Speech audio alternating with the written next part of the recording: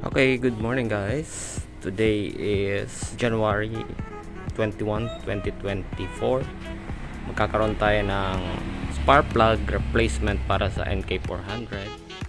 Dumating kahapon yung order kong NGK Iridium spark plug. So, bubuksan natin later. Nag-order ako nung Friday. So, salamat sa seller at sa delivery courier.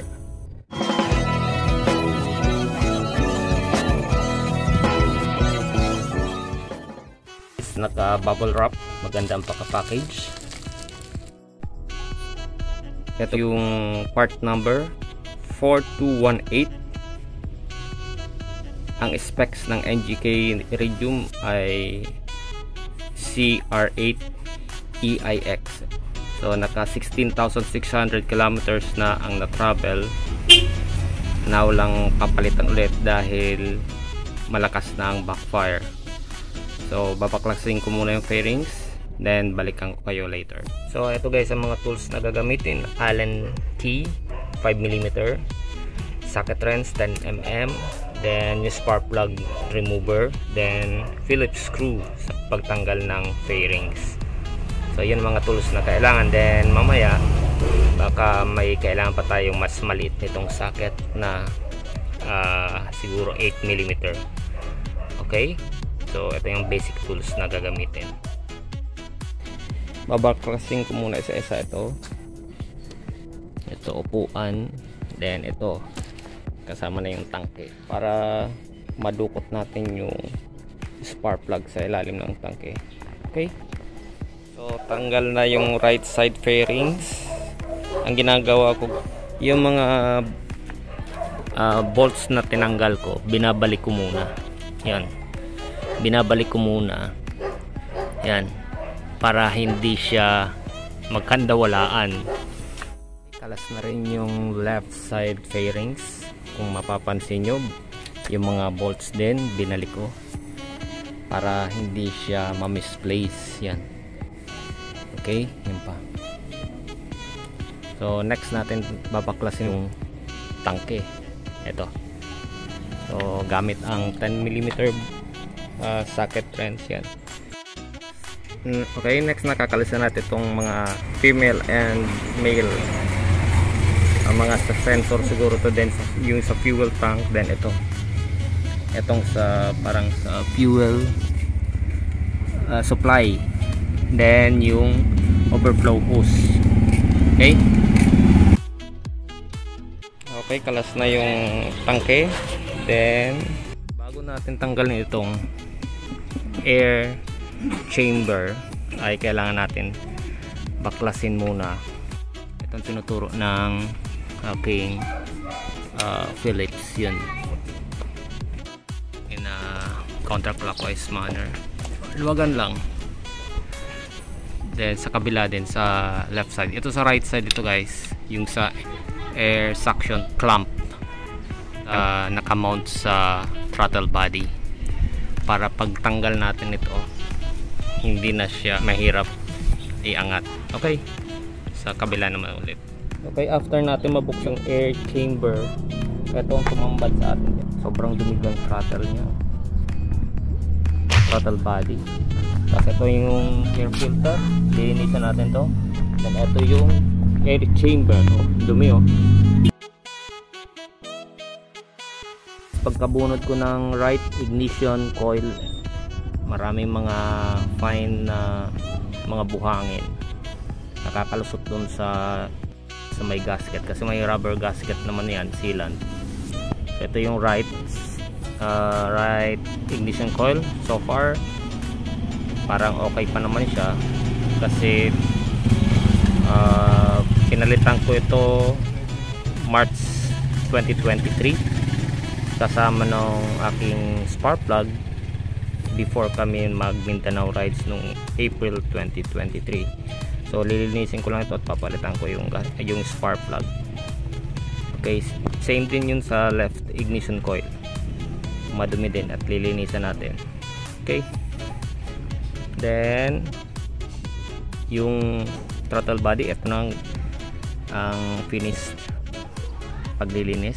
Ito yung butterfly bulb niya. So tatakpan ko muna ng basahan habang nagpapalit ako ng spark plug para hindi na siya madumihan. Okay, gamit ang 16mm na spark plug wrench,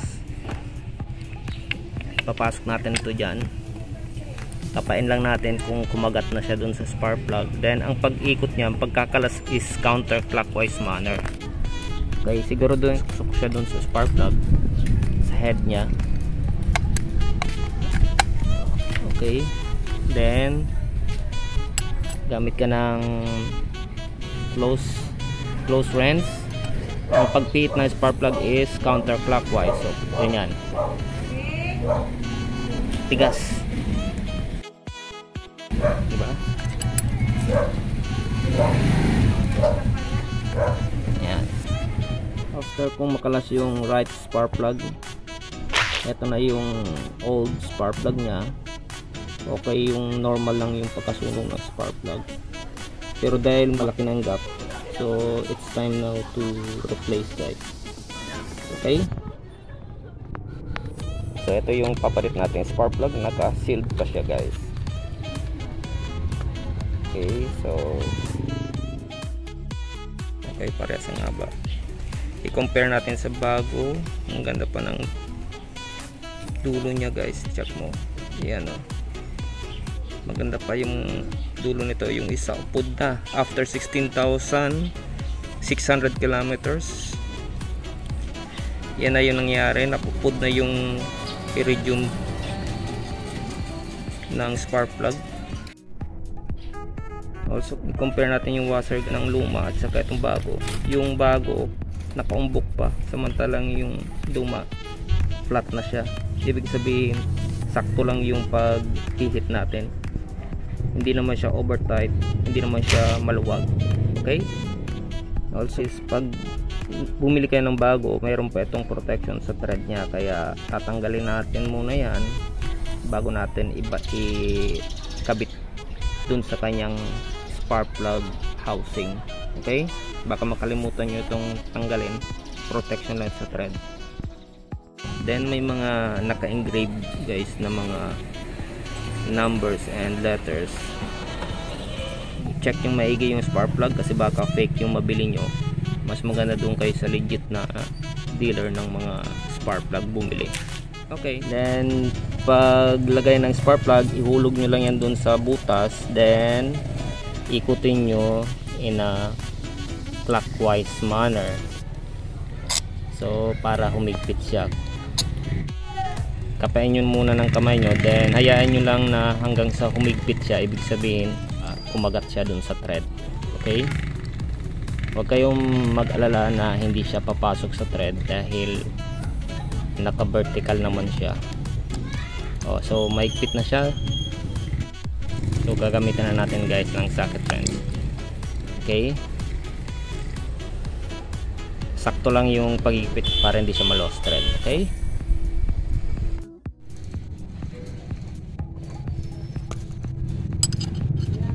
okay, humigpit na siya, kusa na siyang huminto. Then pwede nyo na hugutin yung spark plug remover. Then ibalik na natin yung ignition coil. Ayan. Okay, diinan nyo lang. Ayan.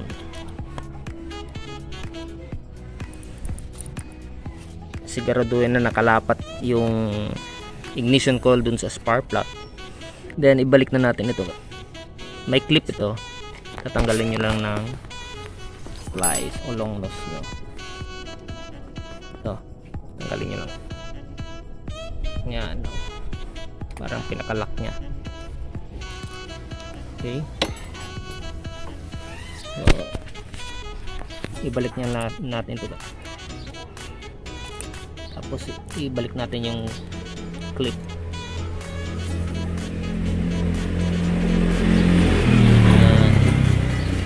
Mga dumadaan na motor, pasensya na, nasa kalsada tayo. Ito yung kanyang pinaka-lock ng ignition coil para kahit mag-vibrate ay hindi siya nahuhugot. Okay, protection lang ito para hindi siya mahugot. Yan. Pang ano lang, stopper lang ito. 8mm bolt yung nagahawak niyan. Yan. So dahil same lang yung procedure dun sa pagkalas at pagkabit ng spark plug, dito sa left side, ito right side, ito muna ko muna yung right side para hindi magulo. Okay, so same lang yung procedure, pagkalas pagkabit. So ito naman left side spark plug. Yan, okay naman siya, kaso lang upod na rin, oh, yung dulo niya. Malaki na rin yung gap, so kailangan na talagang palitan after 16,600 kilometers. Then papalitan na lang natin yung ignition coil ng nabili kong bago. So ito na ignition coil, may takip pa, oh, na rubber para hindi siya papasukan ng alikabok. Itong right side papalitan din natin to. Okay guys, yung bago kong ignition coil, okay, maganda ito at may cover. Kung mapapansin nyo, maganda yung may cover babaw, yan, oh, para iwas na pasukin ng alikabok yung chamber ng spark plug. So dahil maganda ito, papalitan ko na lang yung right side. Okay, maganda ito. At saka nung dinisect ko yung ignition ko, itong laman, yung rubber niya, okay, yan lang ang pinaka connection niya sa spark plug. Yan, oh, dito lumalabas yung kuryente pag may leak na dito. So ito naman yung rubber lang naman to. Okay, kaya kapag nagkaroon ng defect na yung ignition coil, dito lumalabas yung kuryente. Yung rubber lang niya ang sana, ito lang ang dapat pinapalitan. Kaso lang mahirap kalasing guys, kasi may parang pinaka lock niya. Okay, bago na ang ignition coil, dalawa, at spark plug, NGK spark plug, malinis na rin ang throttle body. Okay, so ibabalik ko na yung air chamber, kalinisan ko na rin, pero mamaya na yung filter kasi pinapatuyo pa yung foam. Okay, naibalik na natin yung tangke, so let's start na. Check natin kung mag-start na siya. Ang total mileage natin is 57,407.1 kilometers as of this January 21, 2024. So let's start na guys.